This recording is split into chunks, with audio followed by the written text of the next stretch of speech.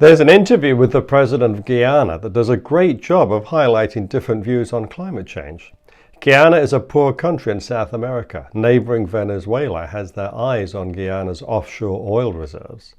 Exxon recently made another big discovery in the same area. The optics are incredible. You have this BBC journalist from one of the world's richest countries confronting the president of a small country with less than half the GDP per capita of the UK. In Guyana, they want higher living standards. The discovery of oil has already more than tripled incomes over the past decade. Their recently discovered oil is the main reason why. The BBC, which is a left-leaning organization pushing a progressive agenda, asks why Guyana is producing oil that will add to the world's global greenhouse gases. Let's take a big picture look at what's going on here. Over the next decade, 2 decades, it is expected that there will be $150 billion worth of oil and gas extracted off your coast. It's an extraordinary figure, but think of it in practical terms. That means, according to many experts, more than 2 billion tons of carbon emissions will come from your seabed, from those reserves, and be released into the atmosphere. This perfectly captures the rich worldview of climate change. We want poor countries to pass up on the opportunity to become less poor if that means consuming or producing more fossil fuels. Personally, I'm not unsympathetic to that position, because the alternative is for rich countries like America to use less energy, which would lower our living standards. But I don't expect countries like Guyana to embrace this policy with much enthusiasm. Here's how Guyana's President Ali responded. Let me stop you right there.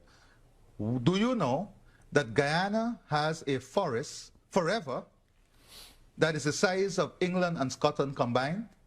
A forest that stores 19.5 gigatons of carbon, a forest that we have kept alive, a forest that we have kept alive. Does that give you the right? Does that give you the right to release all of this carbon? Of course, he's right to make that point. It's generally the case that rich countries won't suffer much with a warmer planet because we'll build seawalls and other infrastructure as needed to mitigate against the effect.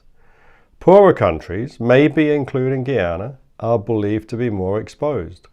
Large parts of Bangladesh are only a few feet above sea level. That country is far too poor to do much about the threat they face. And yet the growth in CO2 is coming from China, India, Indonesia, and other countries where incomes are rising, including Bangladesh. This is why it's such a hard problem to solve. If America, the EU, and other OECD countries gave large amounts of aid, and this means ultimately in the trillions of dollars, it would enable poor countries to build more nuclear power and take other steps to reduce emissions while raising living standards. This is a political non-starter in America and elsewhere. This is why the most likely outcome is global living standards will continue rising, along with demand for all forms of energy. We'll take a good shot at reducing emissions, but 0 by 50, the UN's goal, has no chance. Investors buying clean energy stocks have been wishfully thinking these two fundamentally opposed worldviews between rich and poor would get resolved. Unless you're Elon Musk or Steve Jobs, it's best to take the world as you find it, rather than as you'd like it to be. We're going to use more natural gas everywhere. If you're interested in learning more about the energy sector and interest rates, then don't forget to subscribe and follow us on LinkedIn and Twitter. Our handles are in the description box below. To find out more about what we're thinking, you can sign up for our twice-weekly blog at sl-advisors.com. We always love to hear from you, so if you have any comments or blog ideas, please leave them down below.